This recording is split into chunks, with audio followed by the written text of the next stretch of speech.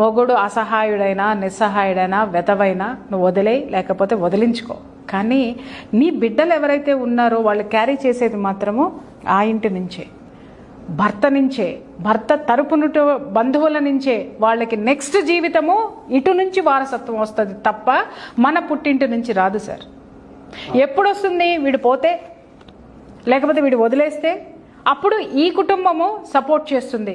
కానీ నీ భర్త ఉండగానే నువ్వు అందరినీ దూరం చేశావు అని అంటే మాత్రము రేపొద్దున ఒక 40 ఏళ్ళు నీ పిల్లలకు వచ్చిన తర్వాత నీ పిల్లలు అబ్సల్యూట్ ఒంటరి వాళ్ళు అయిపోతారు. నువ్వు ఉండవు అప్పుడు. నీ అమ్మా నాన్న ఉండరు, నీ అన్నల తమ్ములు చూడరు. ఎందుకంటే నీ అన్నల తమ్ములు నువ్వెంత స్వార్థపరురాలువో నీ అన్నదమ్ములు కూడా అంతే స్వార్థపరులై ఉంటారు, నీ కుటుంబం కూడా అంతే స్వార్థపరులై ఉంటారు. నీ పిల్లల్ని ఎంటర్టైన్ చేయరు. బట్ వాళ్ళకి 2 వైపులా ఉండాలి సార్. అమ్మ తరపు బంధువులు ఉండాలి, తండ్రి తరపు బంధువులు ఉండాలి. ఎందుకని అంటారేమో 2 + 2 = 4. నలుగురు అవుతారు అప్పుడు వీళ్ళకి. అదే 2 ఉన్నాయి అనుకోండి సార్, ఈ రెండిట్లో ఒకసారి ఒకటి పోతే వాడికి